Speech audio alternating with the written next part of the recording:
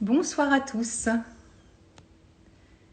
Voilà, ce soir, c'est l'aquathérapie et c'est Perrine Alliot qui va nous rejoindre.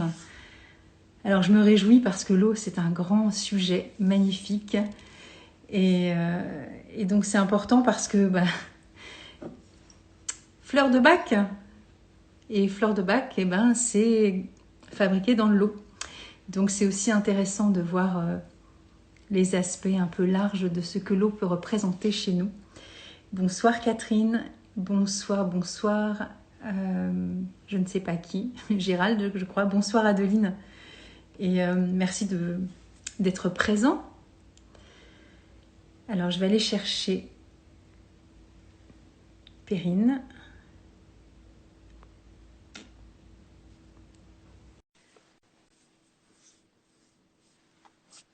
Coucou Adeline. Bonsoir Catherine. Ah, te voilà. Bonsoir. Bonsoir. Bon, je précise pendant que Perrine est en train de s'installer que c'est son premier live. Exactement, donc je ne fais pas la maline ce soir.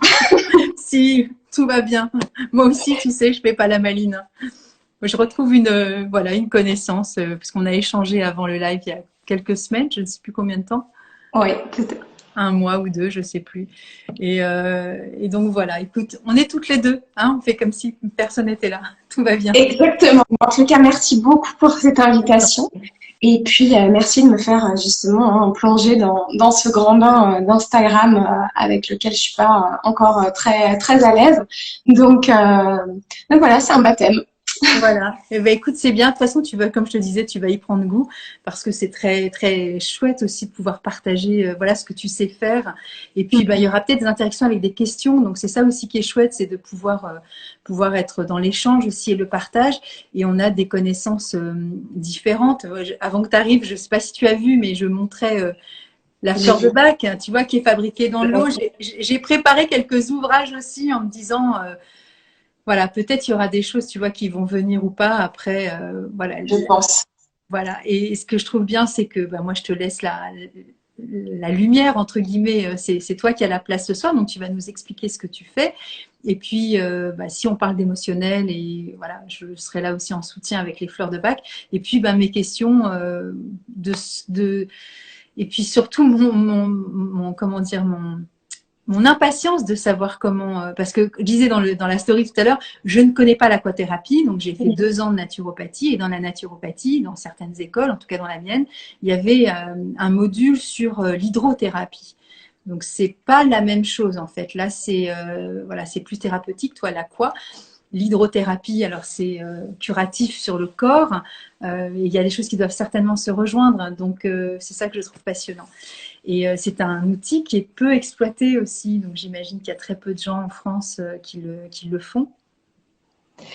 Il y a de plus en plus de personnes qui sont intéressées effectivement par cet élément et sous différentes formes.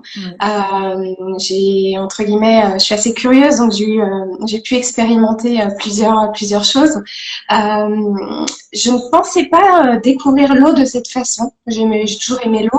Je connaissais l'eau par rapport justement à ce que tu dis, par rapport aux émotions, par rapport à la symbolique de l'eau que je trouve enfin, vraiment super intéressante. Et puis, c'est la vie qui m'a amenée en fait à avoir une demande un jour d'accompagnement dans l'eau. Okay. Et je me suis renseignée, ça devait être en 2012-2013. Et il se trouve que en faisant des recherches, je suis tombée notamment sur un site qui s'appelle Birthlight, qui travaille autour de la maternité. C'est une fondation anglaise. Et je connaissais la fondatrice Françoise Friedman, avec qui j'étais déjà en lien. Mais bon, l'eau me parlait pas spécialement à ce moment-là, en tous les cas autant que maintenant. Et je me suis rendu compte qu'elle faisait de l'aquayoga. Alors dis-moi, je fais une petite coupure. Bien sûr. Françoise, elle a un lien avec René ou pas? Non. Rien à voir, ok. C'est différent. Oui, mais bon. Mais par contre, elles ont un énorme point commun, c'est qu'elles travaillent autour de la maternité. C'est ça, on est ok. La femme. Ouais, c'est ça. Ok, merci. et Françoise, donc du coup, en fait, je suis partie la rencontrer justement en Angleterre pour me former en aqua yoga, donc en aqua yoga pré et post-natal. Et ça a été une magnifique rencontre, en fait. C'est une rencontre qui a vraiment chamboulé, on va dire, ma vie, ce qui fait que je me suis beaucoup formée là-bas. Je vais pas m'étaler par rapport à ça, mais je me suis beaucoup formée avec elle. Ben, ça m'intéresse, moi. J'aimerais bien que tu t'étales parce qu'on a commencé comme ça, mais après, tu vas nous dire un petit peu, parce que ça a été une demande, comme tu dis, mais donc au départ, tu accompagnais déjà des gens, et donc ce serait Exactement. que tu racontes un peu aussi le contexte. C'est toujours intéressant de savoir comment on Bien arrive sûr. à découvrir des passions et puis et voilà, les intégrer dans nos vies. Ouais. Ouais. Donc moi, en fait, pour la petite histoire, j'étais directrice artistique et acheteuse d'art. Et puis quand j'ai eu mon premier enfant, j'ai décidé de changer de voie, sachant que il y avait une chose qui me parlait, c'était l'accompagnement. Et puis c'est à la suite de bilan de compétences et d'expériences que j'ai été amenée à travailler avec les enfants et puis naturellement avec des futurs et jeunes parents. Euh, Ça s'est vraiment fait naturellement. Je peux pas dire que je l'ai cherché parce que c'est arrivé sur mon chemin vraiment comme ça. Et j'ai beaucoup appris par mes propres expériences. Avec deux grossesses vraiment très initiatiques et c'est devenu mon métier complètement donc j'ai fait beaucoup de choses et donc je suis psychopraticienne, coach, sophrologue et professeure de yoga et je travaille donc sur terre et dans l'eau. Et j'ai rencontré Françoise, donc du coup, j'étais en lien de mémoire pour ma seconde grossesse. Donc, sachant que mon fils aîné a déjà plus de 15 ans, je travaillais déjà dans l'accompagnement, mais différemment. Et j'ai été par le biais entre guillemets de ma profession, d'avoir des demandes diverses et variées, et notamment dans l'eau. Et là, je me suis dit, en fait, on avait un bassin dans le centre dans lequel je travaillais à ce moment-là, et je me suis dit, il va falloir faire quelque chose. Puis je me suis dit, bon, pourquoi pas sophro dans l'eau je sais pas, ça vibrait pas. Et c'est comme ça que j'ai découvert l'aqua yoga. Donc, je me suis remise en lien avec Françoise. Et donc, je suis partie en Angleterre me former au départ en aqua yoga pré-post-natal que j'ai commencé à enseigner. Et puis, par la suite, j'ai exploré pas mal de choses, notamment comme la relaxation aquatique, qui est venue compléter. Je le dis parce que du coup, ça va vraiment nourrir. Et puis la déclinaison en fait de ce qu'on pouvait faire en piscine, en baignoire. Et ça, j'aime beaucoup travailler dessus parce qu'on n'a pas forcément toujours accès soit à la mer. Si c'est génial, enfin c'est génial quand on peut, soit une piscine, mais il y a des choses quand même qu'on peut faire en baignoire, et notamment pour les femmes, pour les futurs et jeunes parents, et puis pour les bébés. Donc c'est assez large par rapport à ça. Et tu voulais me poser une question peut-être? Non, pas du tout. Je te laisse parler. Et donc j'ai commencé à travailler justement au départ en bassin avec des déclinaisons diverses et variées. Donc au départ c'était beaucoup d'aqua yoga et puis de l'aqua yoga effectivement j'ai continué à travailler ma pratique pour pour des séances un peu plus en individuel. Et en individuel, effectivement, c'est là où vraiment ça commence à être de plus en plus connu, finalement, presque plus que l'aqua yoga, tout ce qui est pratique de Watsu ou des choses comme ça. Donc, il y a une grande palette de déclinaisons qui sont vraiment très, très intéressantes, très riches et qui s'adaptent à finalement beaucoup de personnes différentes parce que ça peut être en immersion aussi. On n'est pas forcément obligé ça peut être entre guillemets sur l'eau, mais ça peut être sous l'eau en fonction de son affinité évidemment avec l'eau. Et ça a été finalement un mélange de pratiques que j'ai finalement fini par mixer et adapter également au bébé. Ok, donc l'aquathérapie, c'est quelque chose que tu pratiques avec un mix avec le yoga ou ça n'a rien à voir en fait?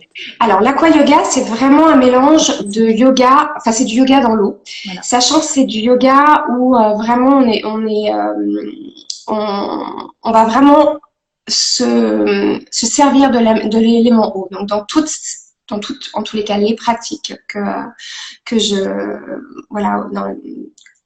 que j'utilise actuellement, j'essaie entre guillemets d'avoir le plus possible une interaction avec l'eau. Parce qu'effectivement, comme tu le sais, en fait, je pense qu'on est très en lien par rapport à ça. C'est vrai que finalement, on est thérapeute, on a une présence qui est vraiment évidemment indispensable, surtout avec l'eau. Donc c'est vraiment les émotions, c'est vraiment une grande sensibilité.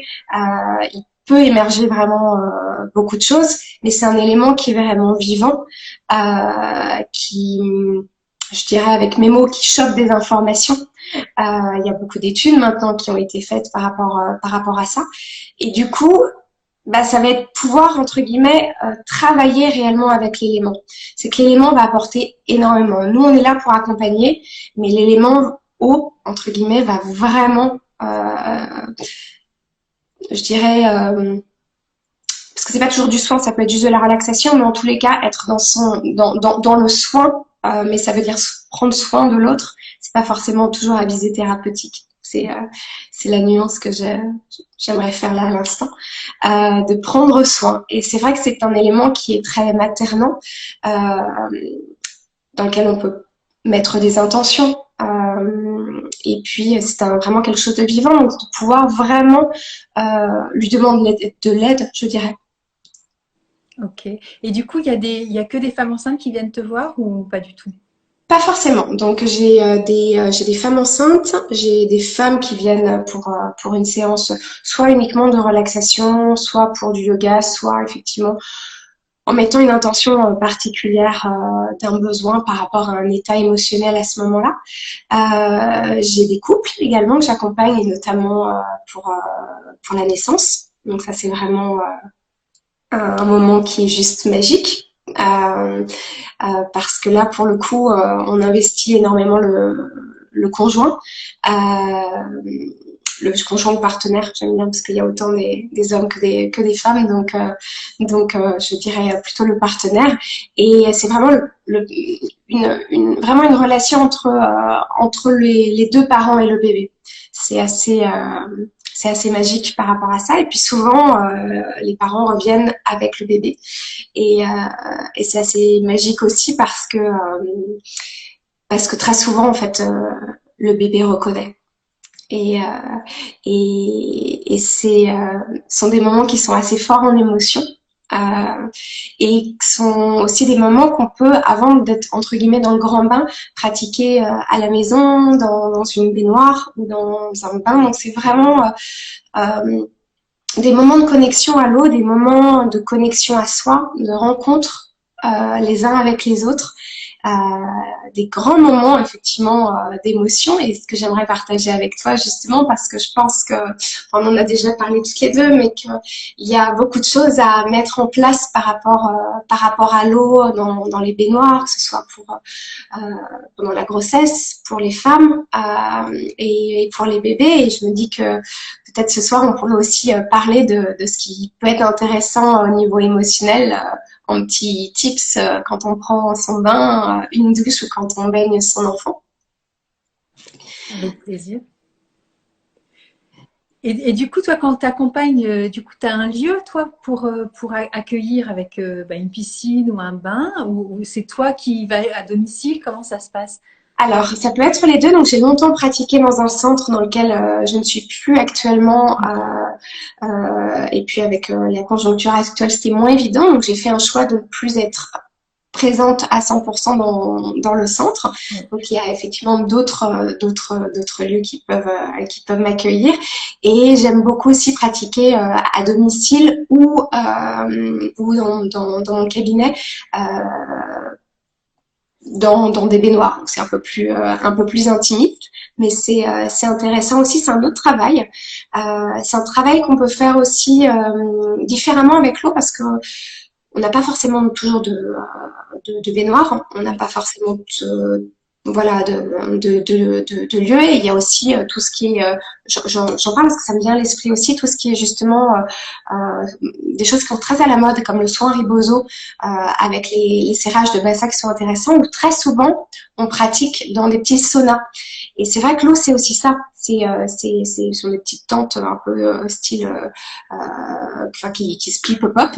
Et il y a aussi beaucoup de choses qui peuvent être intéressantes par rapport à ça. Donc, en fait, tout dépend de la demande. Si c'est une séance d'aqua-yoga, que la personne a une piscine, bah je dirais que c'est génial parce que ça arrive aussi. Ça peut être des moments de détente. Ça peut être vraiment avoir une intention particulière pour se faire du bien. Ça peut être vraiment quelque chose de très très thérapeutique également pour accompagner une maman qui est enceinte, pour la préparer aussi. Dans son projet de naissance. Ça ne veut pas forcément dire accouchement dans l'eau. Hein. Moi, j'accompagne aussi en maternité et j'ai eu la chance d'accompagner des accouchements dans l'eau. Ça ne veut pas dire que on fait ces pratiques-là qu'on accouche forcément dans l'eau, mais ça peut, en tous les cas, permettre de connecter avec cet élément, on va dire. Et puis des choses un peu plus difficiles aussi, qui sont aussi des deuils. Notamment des fausses couches, des IMG. Et ça, il y a des choses très intéressantes à faire également dans l'accompagnement pour, je dirais, pour commencer à faire le deuil. Et puis, de pouvoir dire au revoir aussi parfois avec ce bébé qui n'a pas pu venir au monde. Alors, là, ce qui me vient à l'esprit, tu me dis si je suis complètement dans l'erreur, hein, mais bon, c'est pas grave, j'apprends.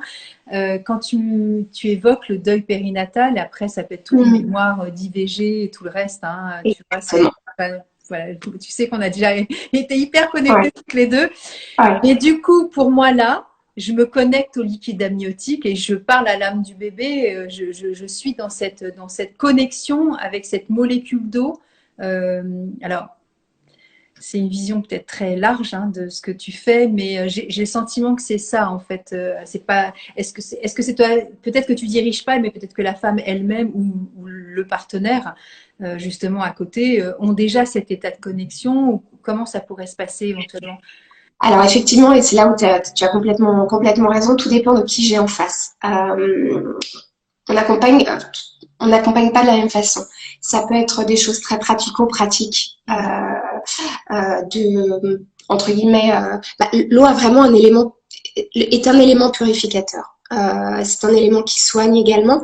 Effectivement, on peut passer par un rituel simple, mais on peut passer vraiment avec des intentions et il y a vraiment des connexions d'âme à âme, on va dire. C'est ça. Et effectivement, c'est se reconnecter aussi à la matrice.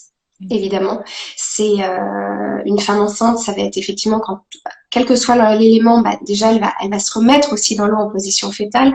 Elle va peut-être vivre avec son bébé dans le ventre, mais c'est vrai que quand que ce soit en postnatal ou en tous les cas après un deuil, c'est pouvoir en tous les cas reconnecter avec cette partie qui va être importante. Parce qu'effectivement, il y a autant une symbolique au niveau de la fermeture que du nettoyage, que de redynamiser aussi cette zone quelque part.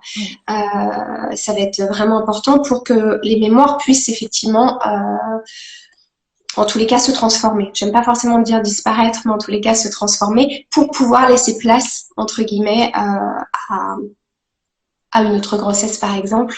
Ou pas. Mais même pour laisser la place à la fratrie, tu vois, qui était déjà là.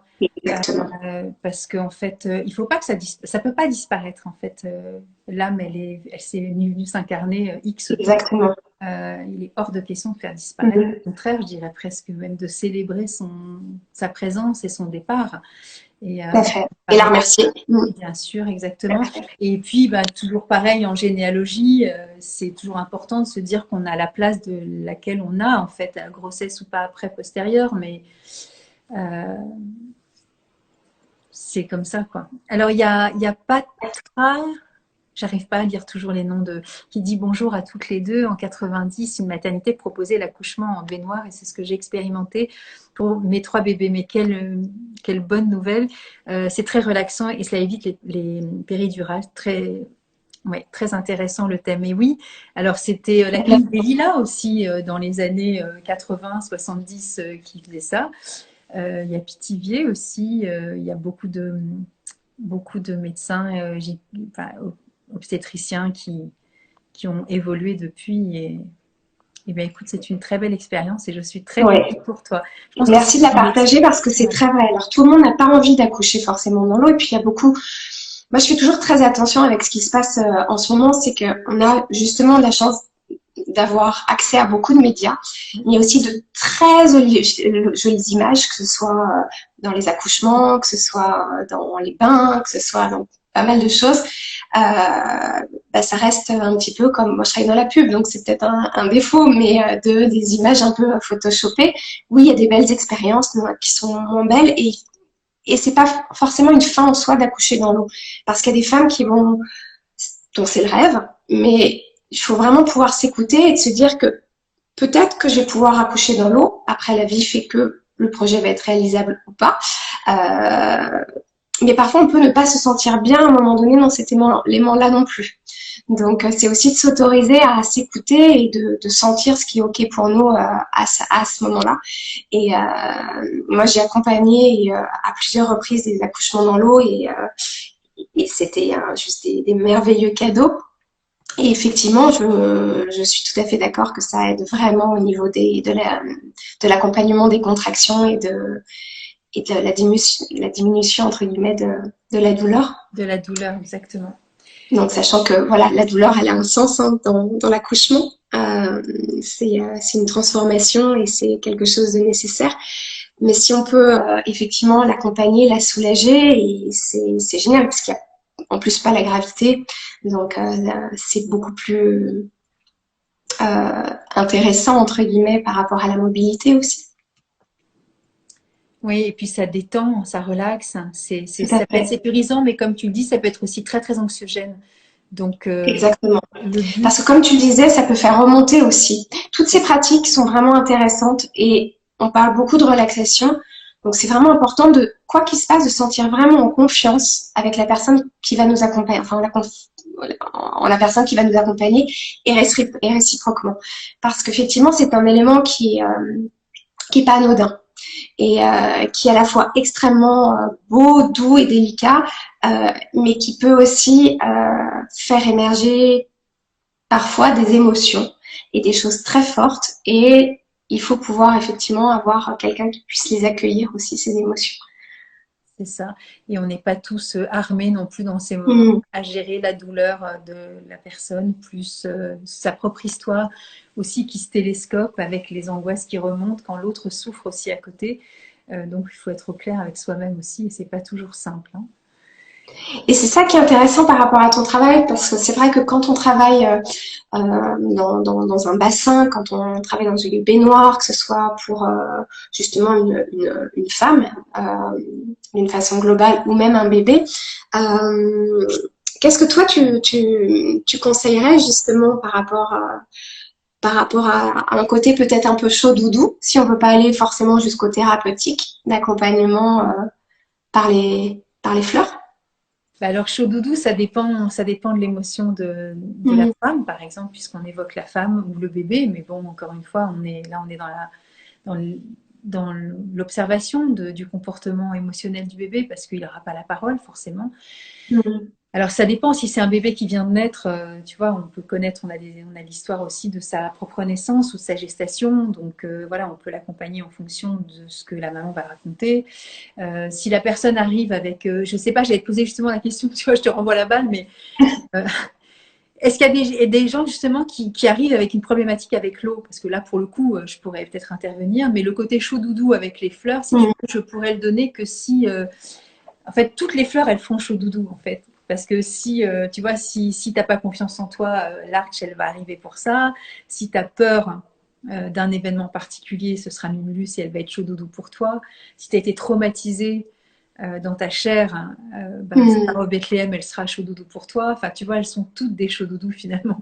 Mais ça dépend vraiment du contexte émotionnel de ce que va exprimer la personne qui est devant toi finalement. Et moi, je peux pas projeter des choses en fait. c'est un échange, tu vois, de ressenti émotionnel, de comment je vis la situation, et c'est là où je peux exprimer mon émotionnel, et moi, pour le coup, je peux accompagner parce qu'il y aura des mots qui seront posés, en fait, sur l'émotionnel. D'accord. Il n'y a pas à part le truc clé qui est rescue, parce que ça fait un peu tout en un, tu vois. Ouais, non, mais c'est vrai que Complètement. voilà, ça c'est vraiment, si on doit avoir, alors on parle d'accouchement, on parle de grossesse, on parle peut-être de traumatisme, et voilà, exactement. Tu vois, ça c'est vraiment, c'est sûr que quand on n'a pas la base de toutes les fleurs et que on veut vraiment accompagner au mieux que l'on peut chacun dans nos pratiques, bah, avoir Rescue à ses côtés, de toute façon, ça ne peut pas faire de mal, et même si justement, même l'accompagnant se sent aussi dépossédé parce que télescopé ça, par son propre émotionnel, il peut aussi prendre du rescue. Donc, tu vois, ça, c'est vraiment valable pour tout, et ça va être le chouloudou de tout le monde, là, pour le coup, tu vois. Mais je ne pourrais pas donner de tips en particulier s'il n'y a pas d'écho en face, en fait, parce que je les donnerais toutes, en fait. Mais Bien toi, sûr. ouais. Et du coup, toi, parce qu'on collabore ensemble pour quelque chose en ce moment, n'est-ce pas? Et donc, je t'ai donné déjà quelques tips. Et est-ce qu'il y a des gens qui viennent te voir avec des traumatismes qui sont liés à l'eau? C'est-à-dire, je voudrais, moi, Perrine, que tu m'accompagnes parce que j'ai vécu telle et telle chose, et donc je veux me guérir de ça, être en paix avec cette matière, ou ça n'arrive jamais en fait. Alors, tout ce qui est peur de l'eau, dans le sens aquaphobie, moi, je ne fais pas. D'accord. C'est quelque chose que je ne pratique pas quand quelqu'un a vraiment peur de l'élément eau. Ça m'est arrivé d'accompagner, notamment dans tout ce qui est éveil aquatique, des parents qui n'étaient pas à l'aise dans l'eau, qui voulaient que leur bébé se sente plus à l'aise. Donc, entre guillemets, dans cet accompagnement de ne pas être, entre guillemets, à l'aise dans l'élément eau. Maintenant, des vraies phobies de l'eau en particulier, c'est vrai que c'est quelque chose que je ne connais pas. J'ai plus effectivement des demandes. Alors ça va être effectivement en me disant voilà, j'aimerais pouvoir vivre cet accouchement par exemple sereinement, ou sans parler d'accouchement, j'ai des douleurs dans le corps. Ça peut être des douleurs physiques. Alors pour une femme enceinte, par exemple, des douleurs ligamentaires, parce que justement, ça va vraiment permettre d'être vraiment en douceur, ou des maux de dos. Ça, c'est pas forcément que lié entre guillemets à la grossesse. Donc ça peut être vraiment des éléments, des demandes liées sur une problématique physique. Ça peut être aussi des personnes qui sont très stressées, qui ont besoin de lâcher prise, qui ont besoin de se retrouver aussi. On fait quand même très attention avec l'eau parce qu'effectivement, il y a quand même des contre-indications par rapport à l'eau. Donc ça, il faut toujours en discuter avec le thérapeute, parce que justement, ça peut faire surgir pas mal de choses, mais ça va être vraiment dans ce type d'accompagnement. Ça peut être aussi des bébés ça peut être vraiment dans un accompagnement de bien, on va dire, d'accueil du nouveau-né, pour lui faire expérimenter cet élément qu'il a entre guillemets vécu pendant pas mal de temps. Mais ça peut être aussi des parents qui viennent me voir parce qu'ils ont un problème de lien. Moi, je travaille beaucoup au niveau de la prématurité notamment. C'est quelque chose que je connais, je dirais quelque part, qui a été malheureusement et maintenant heureusement, parce que ça fait partie de mon expérience personnelle, mais ça m'a beaucoup appris. Et justement de pouvoir finalement connecter aussi avec son bébé. Bien sûr. Ça peut être autant nous, entre guillemets, prendre soin de nous, et puis je dirais réparer. Parce que ça peut se faire ensemble aussi, et puis ça peut être connecté avec son bébé. Ça veut pas dire que, par exemple, je donne un exemple qui me vient là, on peut baigner son bébé, et on peut aussi se baigner avec son bébé, même tout petit, quand on a une baignoire, et ça permet vraiment de faire une connexion, et c'est vraiment le parent qui va guider. Moi, je suis juste là vraiment pour entre guillemets, pour rassurer le parent dans ses compétences et l'accompagner. C'est vraiment une danse qui va se passer entre eux. Du coup, en fait, le parent se rend compte que le bébé a des compétences, se rend compte que eux aussi, en tant que parents, ont des compétences, et puis découvrir peut-être une autre facette de leur bébé qu'ils n'ont pas encore pu expérimenter et de permettre en tous les cas de créer du lien aussi différemment. Donc ça reste quelque chose de très thérapeutique parce qu'effectivement, il faut pouvoir accueillir l'histoire parce qu'effectivement, dans cette histoire-là, il peut se passer plein de choses et émerger plein de choses. D'où effectivement, je reviens sur ce que tu disais, d'où l'importance effectivement de connaître les fleurs de bac, ce que je connais pas malheureusement suffisamment assez pour pouvoir guider, mais peut-être un jour. Mais c'est vraiment, moi j'essaie vraiment d'autonomiser le plus possible les personnes. Il y a vraiment des moments où on se repose sur le praticien, notamment en relaxation aquatique, mais même si c'est inconscient, la personne de toute façon va vivre des choses et va travailler même inconsciemment. J'aime pas trop le mot travailler, mais en tous les cas, faire émerger des choses ou avoir des certaines compréhensions. Donc dans la façon de porter, etc. Nous, on va vraiment pouvoir guider et les personnes vont être peut-être à un moment donné plus passives. Dans l'aquayoga, elles vont être beaucoup plus actives parce que finalement, ce sont des mouvements, ce qui est un petit peu différent. Et puis dans l'accompagnement, par exemple, au bain, il y a des choses que les personnes vont pouvoir faire elles-mêmes et il y a des choses qui vont être effectivement accompagnées. Et le bain, si possible, en tous les cas, moi, dans ma pratique, j'essaie de guider et d'être suffisamment, entre guillemets, connectée à la personne pour sentir et la guider dans son accompagnement pour finalement qu'elle-même puisse sentir ce qui est OK pour elle et son bébé, parce que finalement, c'est un peu les dominos, quoi. Moi, je suis là, il y a le parent et puis il y a le bébé, et puis finalement, la personne qui va guider, c'est plus le bébé que nous. On va vraiment se laisser embarquer. Et c'est très souvent beaucoup dans l'émotion, parce que le bébé peut aussi avoir ses émotions, peut dire des choses aussi. Et c'est ça qui est intéressant parce que les bébés ont beaucoup de choses à dire et je refais le lien par rapport à il me semble en tous les cas une partie de ton travail en sophroanalyse justement toutes ces mémoires in utero, il y a quand même des choses très importantes qui se jouent à ce moment-là et qui sont intéressantes à faire à accompagner et peut-être que tu seras plus à même justement à l'exprimer, mais en tous les cas à pouvoir accompagner et parfois, je sais pas le bon mot, je fais attention un petit peu aux mots, mais j'aurais pas soigner parce que c'est pas ça, mais à comprendre. Ouais, je dirais peut-être même à écouter, tu vois, et à prendre en considération, tu vois, parce que des fois, on n'a pas toujours les solutions. Et ce que j'aime beaucoup dans la façon dont tu parles de ton travail, c'est cette notion d'autonomie. Et pourtant, tu dis, ils se laissent aussi reposer sur le thérapeute. Le yoga, ils sont plus actifs, etc. Mais tu vois, moi, je vois déjà ce qui se passe dans ton travail sans y être, mais je vois cette finesse de cette écoute et de ce relais qui peut se passer dans cette trilogie, parce que là on parle d'une maman et d'un bébé, mais ça peut être autre chose. Et en l'occurrence là, sur cet exemple précis, s'il y a trauma avec le bébé, quel qu'il soit, ça télescope toujours avec sa propre histoire. C'est impossible que ce soit que l'histoire du bébé de soi. Ça n'est pas possible techniquement. Et on a tous été traversés de ça. Je ne parle pas de ton histoire ni de la mienne, et pourtant je suis sûre que la tienne.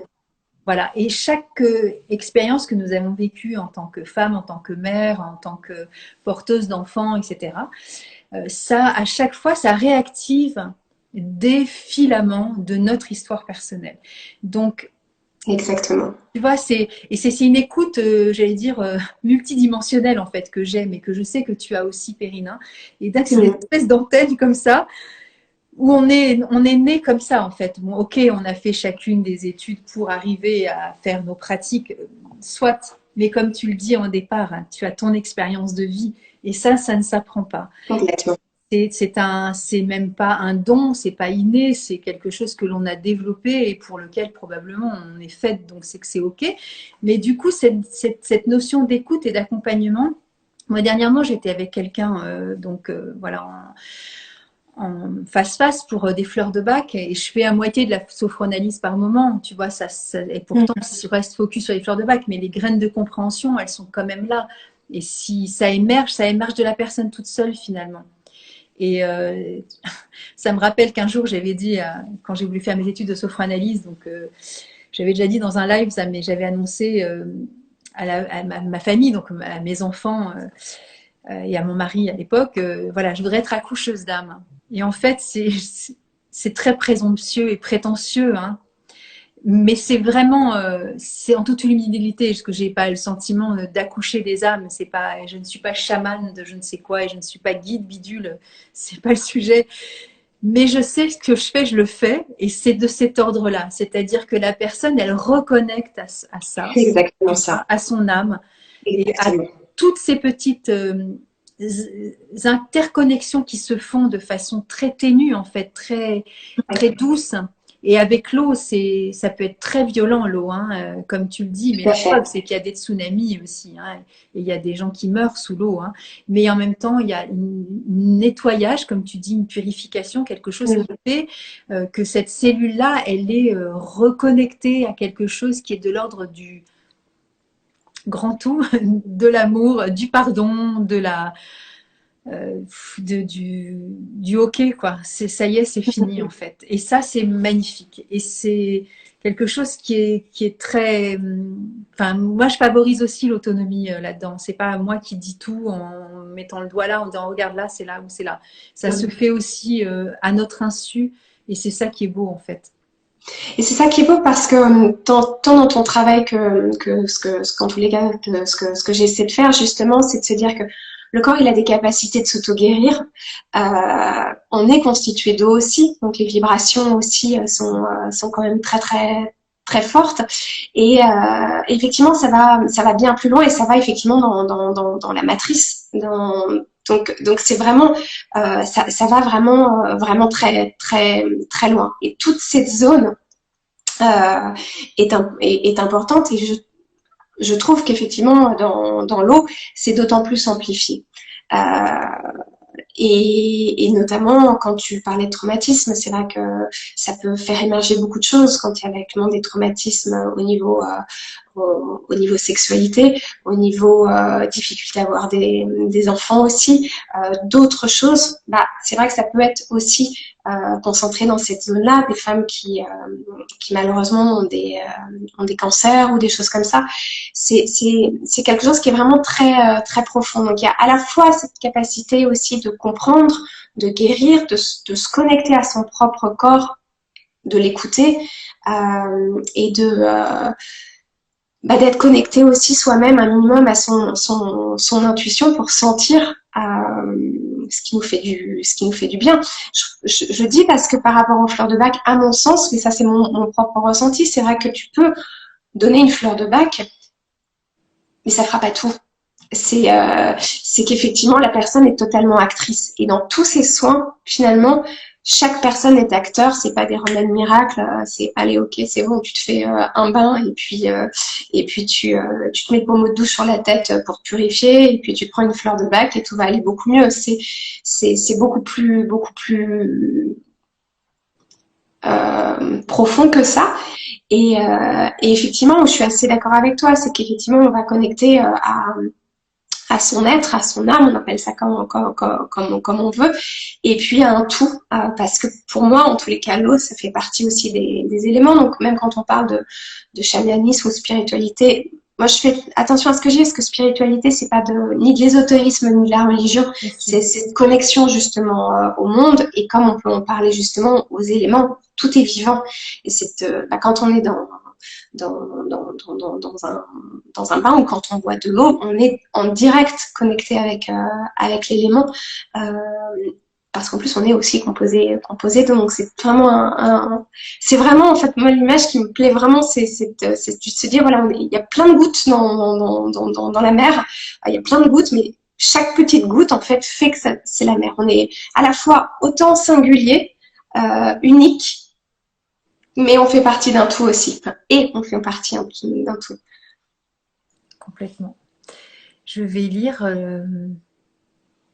Alors, Quand tu parles de peur de l'eau, Nathalie, j'ai vécu une noyade pendant mon enfance et cela ne m'a pas freinée pour l'accouchement en baignoire. J'étais très bien sécurisée et entourée. Eh bien, écoute, c'est parfait. Mm. Mais c'est pas le cas de tout le monde. Ouais. En fait, chaque histoire est différente, il n'y a pas de recette miracle. Et dans l'eau, c'est pareil, c'est que chacun, chacune va vivre son expérience. Même dans un mouvement, en fait, on va le vivre différemment. C'est vraiment singulier. Et c'est ça qui est beau aussi. Moi, je sais que par exemple, j'aime pas accompagner des grands groupes. J'ai besoin de pouvoir regarder ce qui se passe, sentir. Et du coup, vu que j'ai cette chance entre guillemets d'avoir d'être assez sensible, je vais pouvoir quand même ressentir pas mal de choses. Et, euh, et chaque personne est tellement différente. Autant elle va vivre effectivement son expérience telle qu'elle doit la vivre à ce moment-là, parce que la fois d'après, ça sera différent. Et c'est intéressant de regarder justement aussi les corps, les réactions qui évoluent en fonction du moment, des séances. Tout est totalement impermanent et, euh, et cette expérience, elle va être vécue comme un accouchement. Est-ce que vous disiez à juste titre, telle qu'elle doit être vécue à ce moment-là par rapport à aussi à ce qu'on va avoir, euh, je dirais, pareil, je reviens sur ce mot-là que j'aime pas trop, mais je sais pas pourquoi il me vient ce soir, travailler entre guillemets, en tous les cas, échanger avec la personne. Parce qu'effectivement, ce que j'entends dans votre commentaire, c'est que bah, c'est très beau d'avoir pu être accompagné par des personnes qui ont eu confiance en vous, en qui vous avez eu confiance,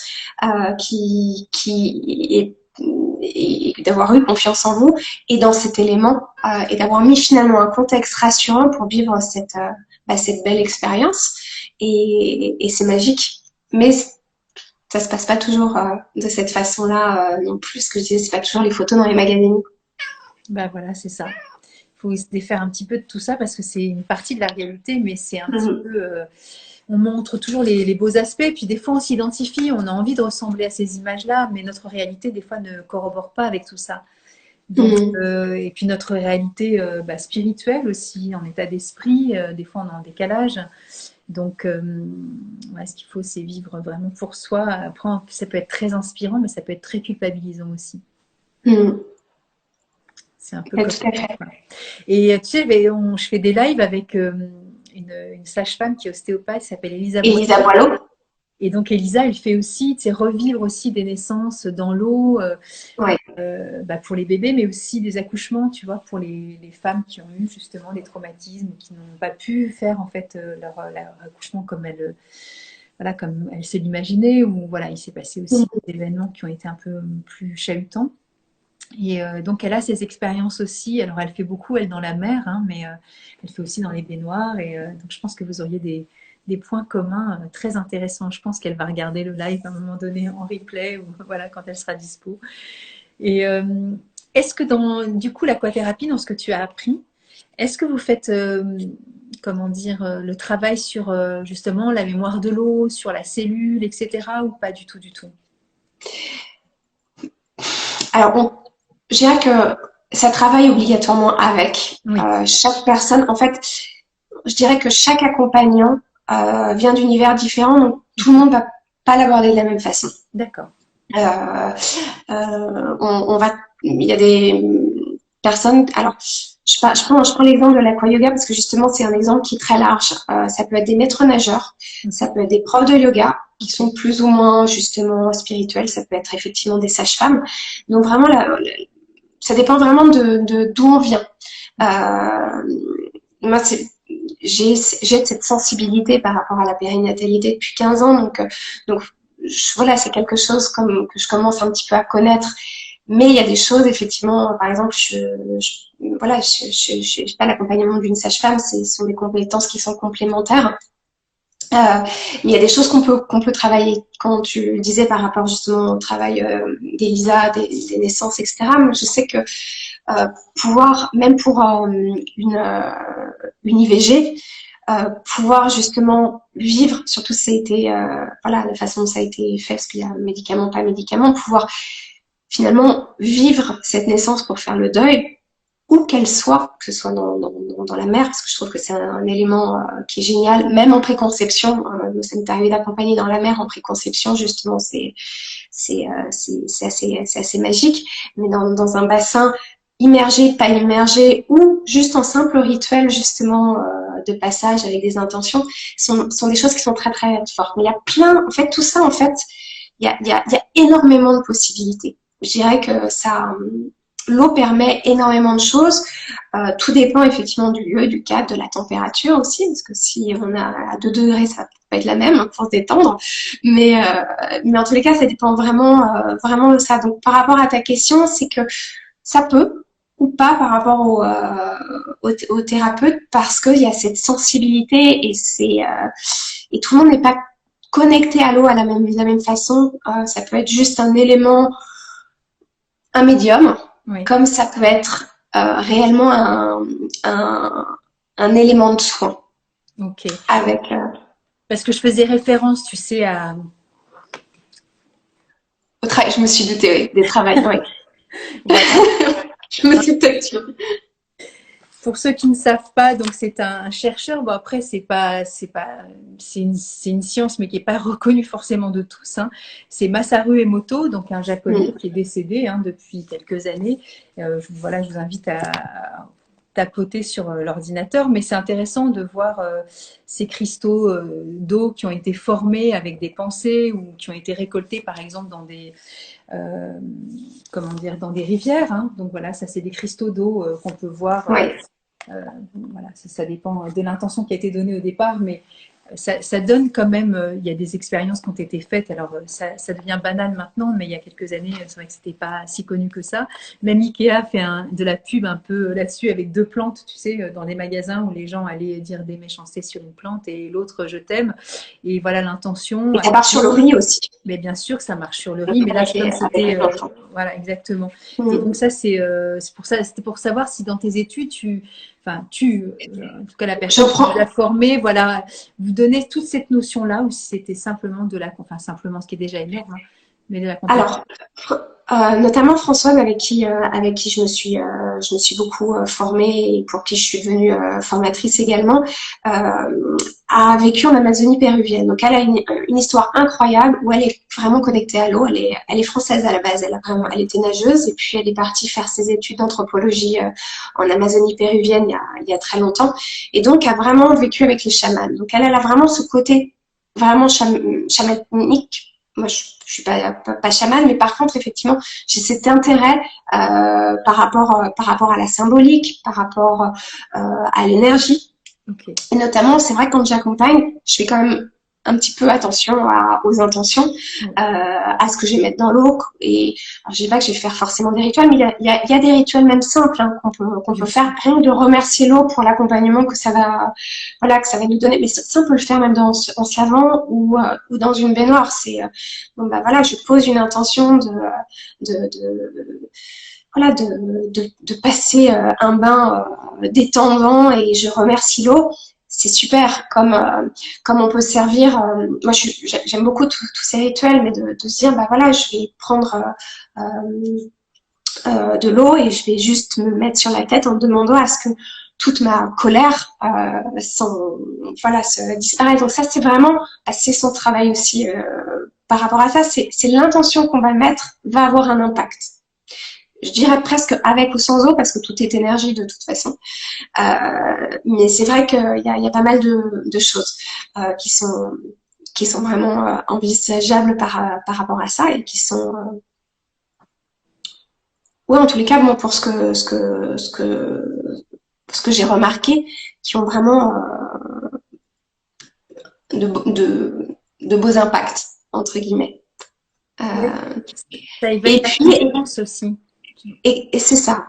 Ça éveille la conscience et puis c'est quelque chose qui a toujours existé. Les rituels, alors on peut parler des rituels religieux comme le baptême, mais on peut parler d'autres choses. Il il y a beaucoup de populations qui travaillent avec l'eau, qui font de la musique dans l'eau, qui célèbrent l'eau. Puis c'est un élément qui est important, qui est totalement vital, donc autant effectivement pouvoir le célébrer. Effectivement, il y a vraiment quelque chose de très très important. Et d'eau, bon, après c'est le côté un peu environnemental, parce que ça peut faire très gâchis. Donc je vais à la piscine, je prends des bains, je prends des douches. De toute façon, remercier cette eau. Et puis c'est un élément qui est très éducatif aussi. Au-delà de la thérapie, c'est un élément qui est éducatif. Moi, je travaille beaucoup avec l'eau, même je me suis beaucoup amusée aussi avec mes enfants, mais c'est comme ça que j'ai fait mon livre sur l'eau, où il y a beaucoup de choses qu'on peut faire et qui sont chouettes au niveau de la motricité, au niveau de la conscience de l'eau, parce que ce sont des expériences aussi qu'on vit. Donc finalement, c'est assez complet, je dirais. Mais tout est dans l'intention et de ce qu'on veut faire, parce que c'est, voilà, ce que je disais, c'est pas juste un simple médium, c'est vraiment une aide, l'eau, qui est précieuse dans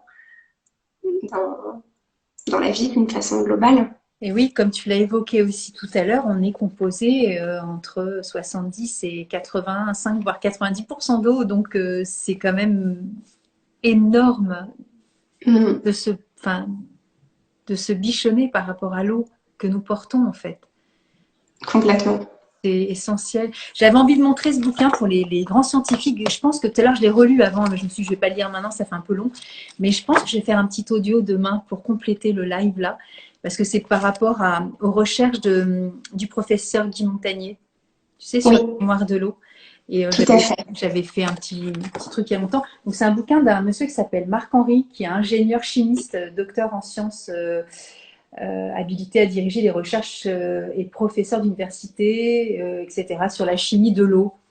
Donc ça, c'est vraiment pour ceux qui sont des férus de sciences.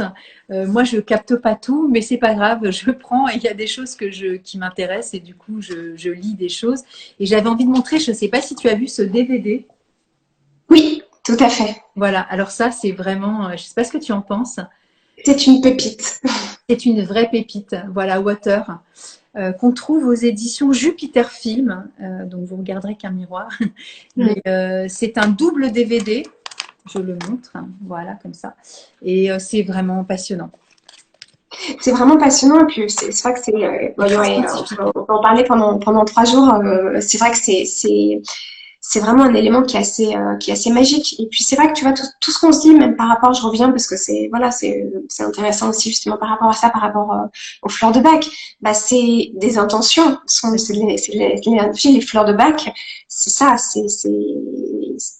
c'est vraiment une énergie qui est mise dans un élément, même si parfois il y a de l'alcool aussi dedans, mais c'est l'alcool, il est là comme conservateur.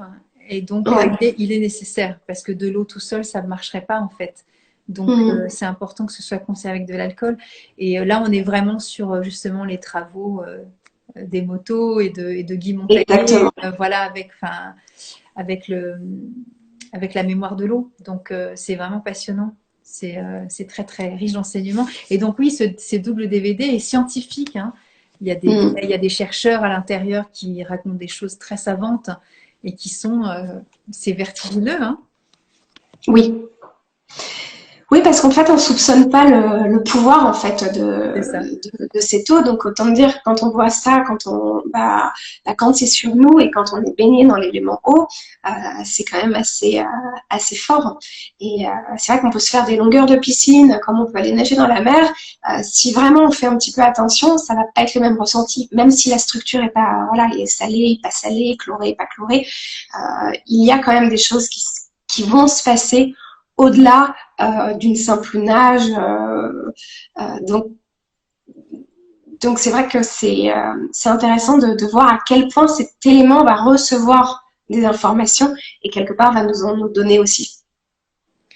Et toi, tu fais des genres retraites avec des endroits magiques pour accompagner des petits groupes ou pas du tout? Alors, oui, pas en ce moment. J'espère que bientôt. J'espère que ça va être mis en place prochainement. J'avoue que j'ai pas été très courageuse pour ça.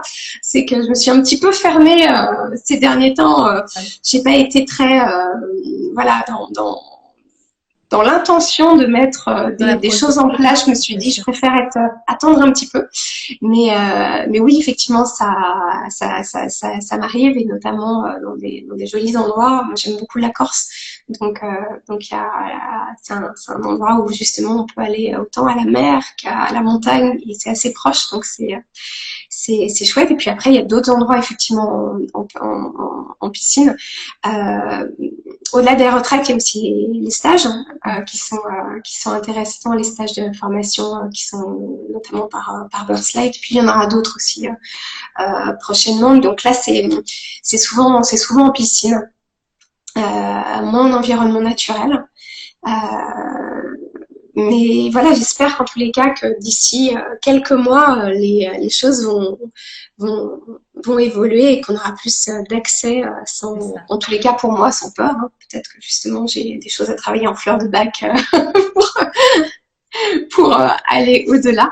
Mais oui, il y a des retraites enfin moi effectivement j'en offre, et puis qui peuvent être offertes aussi par de très belles personnes qui travaillent autour de l'eau. Et donc, les stages que tu fais, ils sont sur Paris, c'est ça? Sur la région parisienne? Pas forcément. Pas forcément. Tout dépend du lieu. Donc ça peut être tout dépend. Si ce sont des enfin, en fait non, je te dis ça, mais même des formations, c'est pas forcément sur Paris. Tout dépend aussi du stage. Si c'est effectivement un stage vraiment en piscine, on essaie d'avoir un endroit qui est quand même joli, on va dire, accueillant, où on peut recevoir, et puis et qui soit pas forcément une piscine municipale. Après, il y a d'autres stages où ça peut être un peu plus cocon parce que l'objectif n'est pas forcément le même, et tout dépend de la pratique aussi. Si c'est vraiment de la pratique d'aquayoga, de relaxation aquatique, ça va être, on a besoin aussi d'une eau qui est chaude. Donc faut que l'eau soit quand même un minimum à 34 degrés. C'est quand même pas mal. Donc pour pouvoir vraiment y passer du temps. Donc ça se trouve pas partout non plus. Et puis quand ce sont des pratiques, et notamment dans la mer quand elle est chaude, bah là effectivement on n'y reste pas forcément. Soit ce sont des pratiques plus dynamiques, soit on y reste un petit peu moins longtemps aussi. Tout dépend du cadre. Donc on adapte en fait le lieu en fonction du stage. Oui, puis de la thématique, j'imagine. Si c'est Exactement. un groupe de femmes enceintes, ou de parents, ou... Exactement. Ou juste de femmes. C'est pas. Okay. Ouais. Tu veux bien remontrer ton livre sur les enfants et donner le titre peut-être et l'éditeur? Alors, donc c'est aux éditions Nathan, c'est 100 activités autour de l'eau pour relaxer et éveiller bébé. Okay. Et c'est un livre qui est sorti, je me souviens plus de mémoire, en 2016. Okay. Et qui a été préfacé justement par Françoise Friedman. Okay. Donc de Birthlight, dans lequel on trouve beaucoup de choses en fait. Alors ça va, il y a effectivement un petit peu d'aquayoga. Ok. Et puis on parle aussi effectivement je crois que j'en ai là, des bains. Mm-hmm. Et puis ça va être des activités vraiment autour de l'eau avec par exemple des glaçons colorés. C'est assez large en fait, ça donne plein de petites idées, des choses effectivement un peu plus dans la nature. Okay. Et puis des choses comme pour les plus grands, j'essaie d'en trouver des choses en piscine. Vas-y, remonte un petit peu pour voir. Donc ça c'est en piscine. Très bien. Piscine aussi, et puis des activités, des activités aussi à faire avec le bébé en couple. Ok. Donc ça c'est un livre qui commence qui a daté un petit peu, qui est moins novateur qu'il y a quelques années, mais en tous les cas qui donne des jolies idées. Même pour le bain à la maison, quoi faire en baignoire ou peindre ça peut être des choses toutes simples pour peindre avec de l'eau. Donc c'est pareil, c'est comment on va se connecter à l'élément, et puis qu'est-ce qu'on veut justement faire par rapport à cet élément, quelle est son intention, si on veut revenir justement sur le côté intention. Ah oui, c'est important. Et donc, moi, je vais mettre cette vidéo-là en IGTV. Donc, voilà, je ne sais pas si toi, tu pourras la télécharger parce que pour le coup, je ne sais pas si tu sauras le faire, mais il faudra que je t'explique. Alors voilà, si tu m'expliques, oui. Sinon, tu sais, je la mets sur... je réussis à me connecter, c'est déjà énorme. C'est déjà énorme. Donc, moi, je la mets sur YouTube. Et je mets tous les liens en fait. Je mets ton site, voilà ton Linktree si besoin, les références de ton bouquin, etc. Et donc pour tous ceux qui vont regarder en replay plus tard cette vidéo, bah, ils pourront te retrouver ou la partager pour ceux qui n'ont pas Instagram, parce qu'on n'a pas tous des comptes Instagram. Donc voilà. Et je marquerai en énorme son premier live. C'est ça. Le premier d'une longue série. Exactement. De toute façon, on va se retrouver bientôt, tu sais, Périne. On se retrouve bientôt pour voilà pour les petites surprises à venir. Exactement, on n'en dit pas plus, mais on n'en pense pas moins. Exactement. Donc Exactement. il y a plein de jolies choses qui vont arriver. Et puis en tous les cas vraiment mille merci à toi et puis à vous tous pour voilà pour cette écoute. Et puis s'il y a des questions, parce que c'est vrai que c'est assez large, on a parlé d'une façon assez large, il y a beaucoup de choses. Donc c'était plus entre guillemets une exploration de tout ce qui peut être envisageable. C'est pas forcément un sujet en particulier, mais s'il y a des questions évidemment. Que ce soit voilà, que ce soit toi, moi, bien sûr.